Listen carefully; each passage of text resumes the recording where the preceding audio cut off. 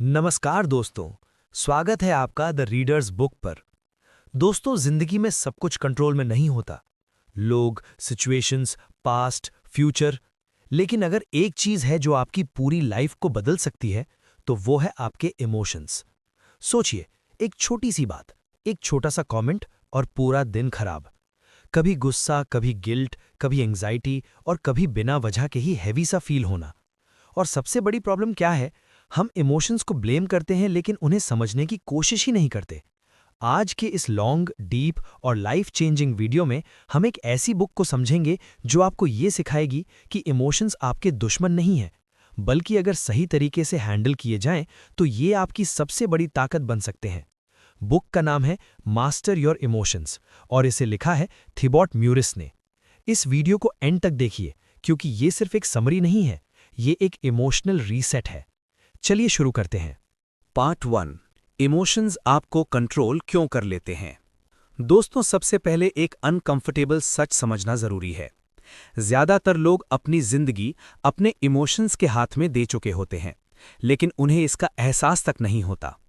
सुबह उठते ही mood decide करता है आज का दिन कैसा जाएगा। अगर मन अच्छा है तो सब ठीक, अगर मन खराब है तो पूरी दुनिया गलत लगने लगती है। ऑथर कहता है, हम ये मान लेते हैं कि जो हम फील कर रहे हैं वो ही सच है, लेकिन रियलिटी ये है कि इमोशंस फैक्ट्स नहीं होते। इमोशंस सिर्फ रिएक्शंस होते हैं। आप गुस्सा महसूस करते हो, इसका मतलब ये नहीं कि सामने वाला गलत ही है। आप डर महसूस करते हो, इसका मतलब ये नहीं कि डेंजर रियल है। लेकिन प्रॉब्लम यहीं से शुरू होती है। हम इमोशंस को फील नहीं करते, हम उनके साथ आइडेंटिफाई कर लेते हैं। हम कहते हैं, मैं गुस्से में हूं, जबकि सच ये है, मैं गुस्सा महसूस कर रहा हूं। ये एक छोटा सा डिफरेंस लगता है, लेकिन पूरी लाइफ यहीं से बदलती है। जब आप कहते हो मैं ही ऐसा हूं, तो आप अपने आप को चेंज करने का चांस ही नहीं देते। लेकिन जब आप कहते हो ये सिर्फ एक इमोशन है जो आया है, तो आप उसे हैंडल कर सकते हो। ऑथर बताता है, इमोशंस का काम होता है आपको सिग्नल देना, डिसीजन लेना नहीं। जैसे कार के डैशबोर्ड में लाइट जलती है। लाइट का मतलब ये नहीं कि कार ही बेकार हो गई। लाइट का मतलब है कुछ चेक करना है। गुस्सा एक सिग्नल है कि आपकी बाउंड्री क्रॉस हुई है। सैडनेस एक सिग्नल है कि आप किसी चीज से अटैच थे। फियर एक सिग्नल है कि आप अननोन टेरिटरी में हो। लेकिन हम सिग्नल देखकर स्टीयरिंग इमोशंस के हाथ में दे देते हैं, और यहीं से लाइफ आउट ऑफ कंट्रोल हो जाती है। ऑथर कहता है, आप जो भी फील करते हो वो दो चीजों से बनता है, एक सिचुएशन और दूसरा आपका इंटरप्रिटेशन। सिचुएशन सेम होती है, लेकिन इंटरप्रिटेशन अलग होती है। इसीलिए सेम प्रॉब्लम किसी को तोड़ देती है और किसी को स्ट्रांग बना देती है। एक रिजेक्शन किसी के लिए प्रूफ होता है कि मैं बेकार हूं, और किसी के लिए सिग्नल होता है कि मुझे इंप्रूव करना है। डिफरेंस सिचुएशन का नहीं, सोच का है। और जब तक आप ये नहीं समझते कि आप अपनी सोच के थ्रू अपने इमोशंस को क्रिएट कर रहे हो, तब तक आप उनके गुलाम बने रहोगे। इस बुक का पहला और सबसे बड़ा लेसन ये है, आप इमोशंस को कंट्रोल करने की कोशिश मत करो, पहले उन्हें समझना सीखो। जिस दिन आपने ये समझ लिया कि इमोशंस आते जाते रहते हैं और आप उनसे अलग हो, उसी दिन आप मेंटली फ्री होना शुरू हो जाते हो। और यहीं से हम आगे बढ़ेंगे और देखेंगे कि नेगेटिविटी एक्चुअली कैसे बनती है और हम खुद ही अपने दिमाग को रोज कैसी पॉइजन करते हैं। पार्ट 2। नेगेटिविटी, फियर और एंग्जाइटी असल में आते कहां से हैं? दोस्तों, अब यहां से बुक थोड़ी अनकंफर्टेबल हो जाती है, क्योंकि यहां ऑथर बाहर की दुनिया को ब्लेम करना बंद कर देता है और सीधा उंगली हम पर रख देता है। हम अक्सर कहते हैं, मेरी लाइफ ही ऐसी है, मेरी सिचुएशन ही खराब है, इसलिए मैं नेगेटिव हूं। लेकिन थिबॉट म्यूरिस क्लियरली कहता है, नेगेटिविटी बाहर से नहीं आती, नेगेटिविटी आपके दिमाग के अंदर बनती है। सेम सिटी में same traffic, same inflation, same problems, फिर भी कुछ लोग शांत रहते हैं और कुछ लोग हमेशा फ्रस्ट्रेटेड। अगर प्रॉब्लम्स ही रीजन होती तो सब लोग इक्वली नेगेटिव होते। सच ये है, हम हर सिचुएशन को एक कहानी बना देते हैं और वही कहानी हमारे इमोशंस डिसाइड करती है। सोचिए, किसी ने आपका फोन नहीं उठाया, एक कहानी बनती है शायद वो इग्नोर कर रहा है, दूसरी कहानी बनती है शायद बिजी होगा। फोन सेम, सिचुएशन सेम, लेकिन इमोशन बिल्कुल अलग। नेगेटिविटी तब पैदा होती है जब हम हर चीज का वर्स्ट मीनिंग निकालने लगते हैं। हम अज्यूम कर लेते हैं, हम जनरलाइज कर लेते हैं और फिर हम अपने आप को विक्टिम बना लेते हैं। बुक कहती है नेगेटिविटी एक हैबिट है। जैसे जिम जाकर बॉडी बनती है, वैसे ही गलत सोच रिपीट करने से नेगेटिव माइंड बनता है। और सबसे डेंजरस हैबिट होती है कांस्टेंट कंप्लेनिंग। जब हम कंप्लेन करते हैं तो हम अपने दिमाग को सिखा रहे होते हैं कि दिक्कत पर फोकस करो, सॉल्यूशन पर नहीं। धीरे धीरे दिमाग सिर्फ प्रॉब्लम्स ही ढूंढने लगता है, अच्छी चीजें दिखना बंद हो जाती हैं और यहीं से फियर और एंजाइटी जन्म लेते हैं। फियर प्रेजेंट में नहीं होता, फियर फ्यूचर में होता है। वो चीज जो अभी हुई ही नहीं, लेकिन दिमाग ने डिसाइड कर लिया कि वो जरूर खराब ही होगी। ऑथर एक पावरफुल बात बोलता है, आप जो चीज इमेजिन कर रहे हो उसका 90% कभी होता ही नहीं, लेकिन आपका दिमाग उसे रियल ट्रीट करता है। इसीलिए बॉडी रिएक्ट करती है, हार्ट फास्ट हो जाता है, सांस हैवी हो जाती है और आप बोलते हो मुझे एंजाइटी हो रही है। लेकिन असल में आप प्रेजेंट में सेफ होते हो, सिर्फ दिमाग फ्यूचर के झूठ में जी रहा होता है।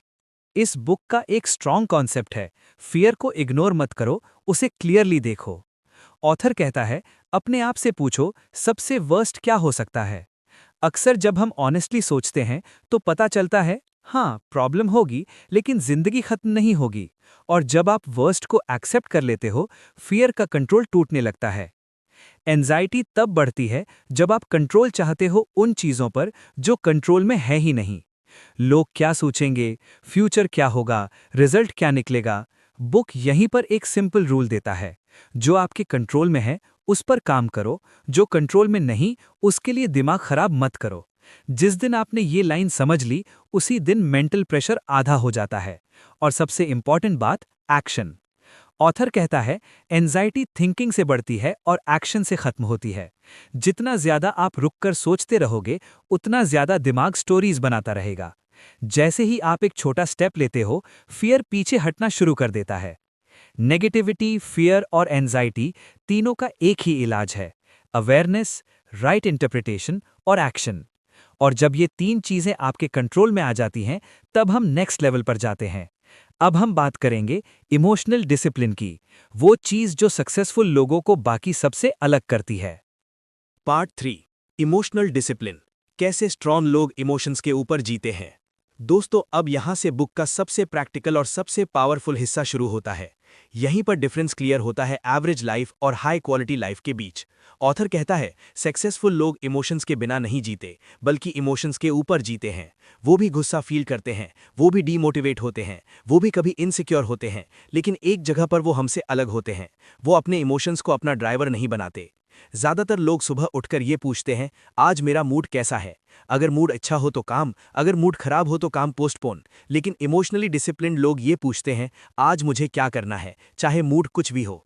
ऑथर कहता है जब तक आप अपनी लाइफ इमोशंस के हिसाब से चलाओगे, तब तक कंसिस्टेंसी इम्पॉसिबल है, और बिना कंसिस्टेंसी के कोई भी बड़ा रिजल्ट नहीं आता। यहीं से एक बहुत इंपॉर्टेंट कॉन्सेप्ट आता है, आइडेंटिटी।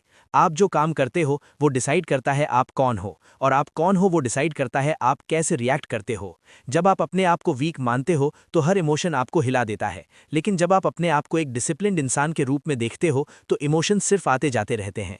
ऑथर बताता है आप अपने इमोशंस को डायरेक्ट कंट्रोल नहीं कर सकते, लेकिन आप अपने हैबिट्स को कंट्रोल कर सकते हो, और हैबिट्स धीरे धीरे इमोशंस को शेप कर देती हैं। जो लोग रेगुलरली एक्सरसाइज करते हैं उनका मूड नेचुरली बेटर होता है। जो लोग लिखते हैं, जर्नलिंग करते हैं, वो अपने थॉट्स को बाहर निकाल देते हैं। जो लोग मेडिटेशन करते हैं वो थॉट्स और इमोशंस के बीच डिस्टेंस बनाना सीख जाते हैं।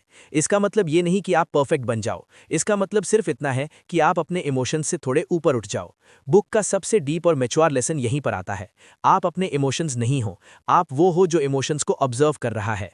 गुस्सा आता है और चला जाता है, सैडनेस आती है और चली जाती है, लेकिन आप रहते हो, जैसे आसमान रहता है और बादल आते जाते रहते हैं।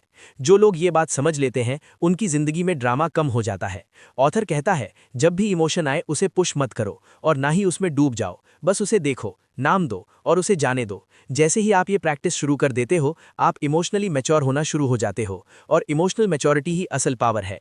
स्ट्रांग लोग वो नहीं होते जो कभी नहीं टूटते, स्ट्रांग लोग वो होते हैं जो टूट कर भी खुद को संभाल लेते हैं। और जब आप अपने इमोशंस को समझकर हैंडल करना सीख जाते हो, तब आप सिर्फ शांत ही नहीं बनते बल्कि कॉन्फिडेंट भी बनते हो। आपकी डिसीजंस बेटर हो जाती हैं, आपके रिलेशनशिप्स बेटर हो जाते हैं, और सबसे बड़ी बात, आप खुद के साथ